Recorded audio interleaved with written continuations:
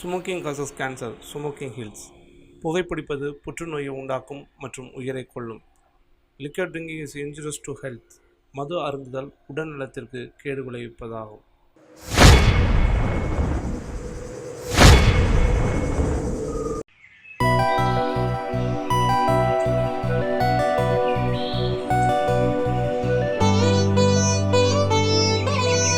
சிறகடிச்சு பறக்க துடிக்கிற பட்டாம்பூச்சி போல நானும் என் கனவு சிறகை விரித்து இந்த கலை உலகில் பறக்க துடிக்கிறேன். என் பேர் சிவா. உதவி இயக்குனராக சென்னையில் வேலை பார்த்துட்டு இருக்கேன். பிற்காலத்தில் இந்த தமிழ் திரையுலகில் நானும் ஒரு பெரிய இயக்குனர் ஆகணும் லட்சியத்தோடு வேலை பார்த்துட்ருக்கேன்.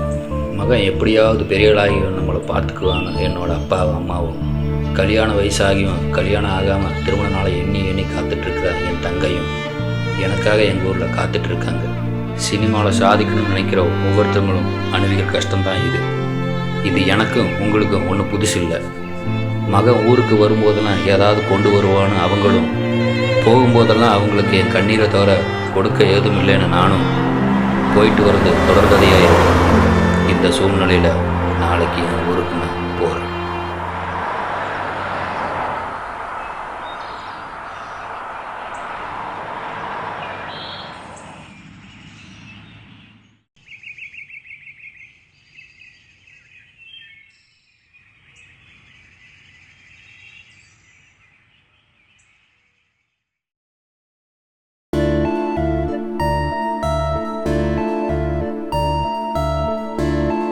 அம்மா, வெங்காயம் போதுமா? இன்னும் கொஞ்சம் நறுக்கட்டுமா? போதும் வள்ளி. ஏங்க 2 தோசை சுட்டு தரட்டுமா? ரசிக்கலம்மா.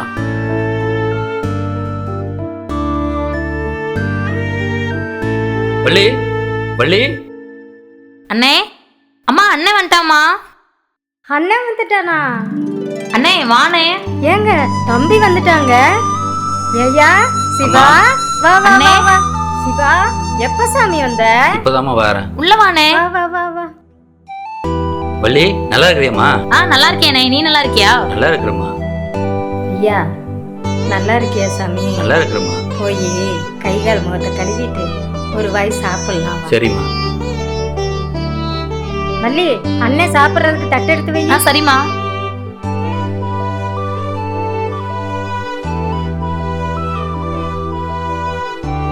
அண்ணே, இந்தானே தண்ணி. சாப்பிடுனே.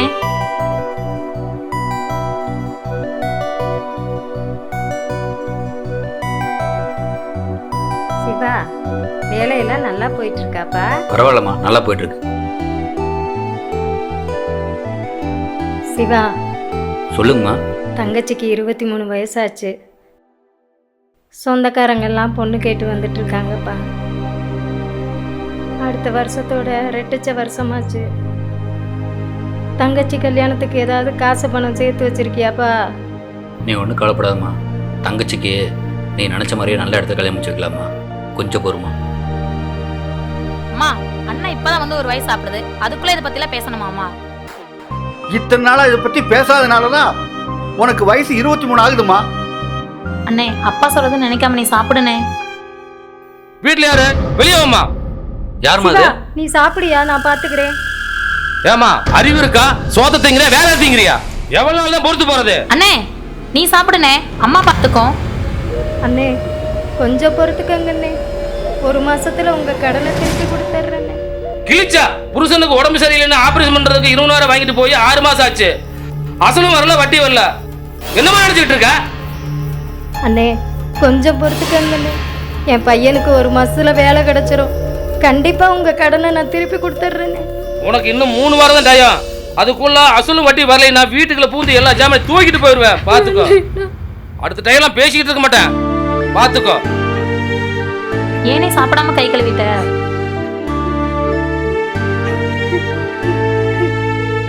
அம்மா, அண்ணன் சாப்பிடாம கை கழுவிச்சுமா.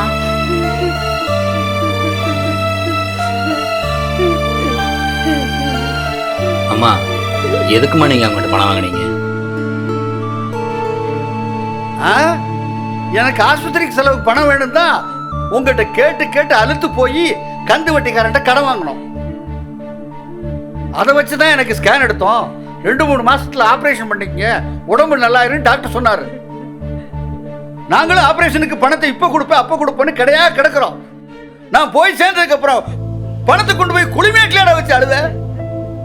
ஓ வயசுல என் கூட பிறந்த 5 தங்கச்சிகளை கரையேற்றிட்டு உங்களையும் பெத்து வளர்த்தண்டா. உங்க அம்மாவுக்கு தெரியும் நான் பட்ட கஷ்டம்.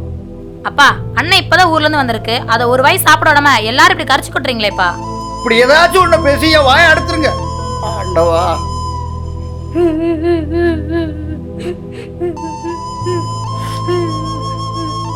ஏயா சிவா, ஏயா கைய கழுவிட்ட? இல்லைம்மா, எனக்கு போதும். நான் அர்ஜென்ட்டாக ஊருக்கு கிளம்பணுமா, நான் போயிட்டு வரேம்மா.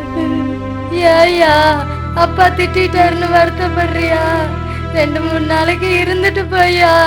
இல்லைம்மா, எனக்கு ஒரு முக்கியமான வேலை இருக்குதும்மா, நான் போகணுமா. சிவா, எங்களோடையே இருந்துருவே, மெட்ராஸுக்கெல்லாம் போக வேண்டாம்ப்பா. இல்லைம்மா, சென்னையில் நான் 10 வருஷம் அசிஸ்டண்ட்டாக வேலை செய்கிறேம்மா. இன்னும் 3 மாதம் டயட் ஆயிரும்மா. பெரிய பெரிய தயாரிப்பில் காசுட்டு வந்துக்கிறேம்மா. இன்னும் 3 மாசத்துக்கு சோறு தண்ணி இல்லாம கஷ்டப்படணும் ஐயா. அம்மா அண்ணன் இவ்வளவு தூரம் சொல்லுது இல்லம்மா, அண்ணன் கண்டிப்பா ஜெயிக்குமா. அண்ணா நீ போயிட்டு வாண்ணா. சரிம்மா. அம்மா நான் போயிட்டு வரேம்மா. அப்பா நான் வரேன்ப்பா. சுந்தரனோட பொண்ணுக்கு ஃபோன் பண்ணுவோம்.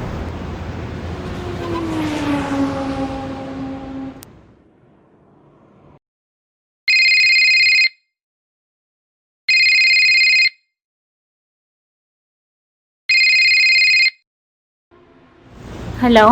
ஹலோ சுமதிங்களா? ஆமாங்க.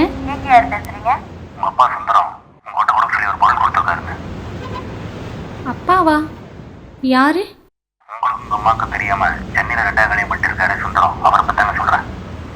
ஓ அப்படியா? எங்கே வந்து உங்களை பார்க்கலாம்? கோயம்புத்தூர் காந்திபுரம் பக்கத்தில் அன்னை வேளாங்கண்ணி டிராவல்ஸ் ஏஜென்சியில் ஒர்க் பண்ணிட்டுருக்கேன். ம் பார்க்கலாங்க. சரிங்க, நான் உங்களை ½ நாள் வந்துடுறேங்க. ஓகேங்க.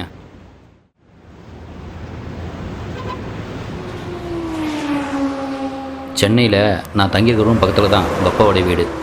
போன வாரத்தில் நான் ரூமில் இருக்கும்போது என்னை பார்க்க உங்கள் அப்பா வந்திருந்தார்.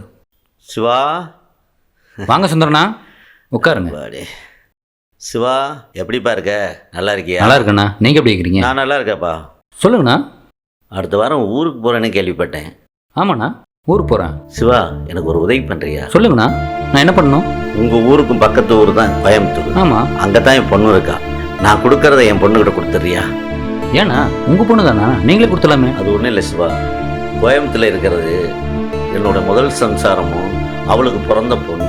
என் மகதாரத்துக்கு தெரியாமல் நான் 2ஆம் தரம் கல்யாணம் பண்ணி சென்னையில் செட்டில் ஆகிட்டேன். அதனால் என் பொண்ணும் என் சம்சாரம் என் மேலே கோபத்தில் இருக்காங்க. அப்போலேருந்து இப்போ வரைக்கும் அவங்க யாரோ நான் யாரோன்னு வாழ்ந்துக்கிட்டு இருக்கோம். இப்போ என் பொண்ணுக்கு 25 வயசாகுது. கல்யாணத்துக்கு பணம் காசு இல்லாமல் இன்னும் அவள் கல்யாணம் பண்ணாமல் இருக்கான். 2ஆம் தரத்துக்கு தெரியாமல் கொஞ்சம் பணம் சேர்த்து வச்சிருக்கேன். அதை நீயே கொண்டு போய் கொடுத்துறியா? ஏன்னா இந்த ஊரில் உன்னை விட நம்பிக்கையான ஆள் எனக்கு யாரும் இல்லைப்பா.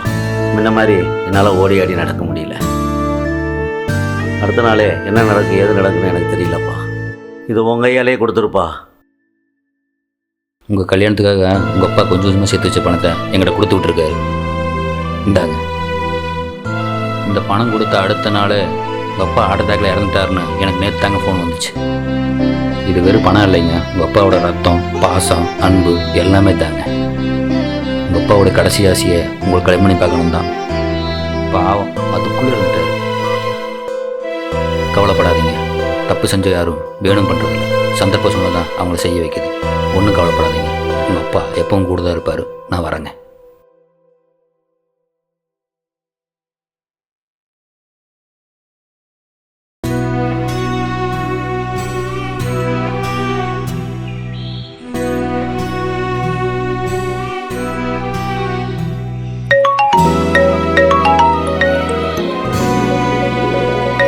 புது நம்பராக இருக்கு. யாரு?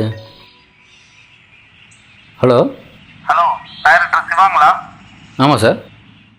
நான் வெங்கடேஸ்வரா ப்ரொடக்ஷன்லேருந்து மேனேஜர் கால் பண்ணுறேங்க. சார் சொல்லுங்கள் சார். போன வாரம் எங்கள் கம்பெனிக்கு நீங்கள் வந்து ஒரு கதை சொல்லியிருந்தீங்கல்ல? சார். அந்த கதை எங்கள் ப்ரொடியூசர் பிடிச்சி போச்சுங்க. Okay sir.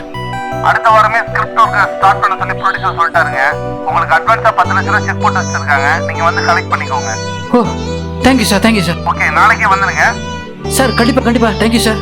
ஓகேங்க, வச்சுறேன். Thank you sir.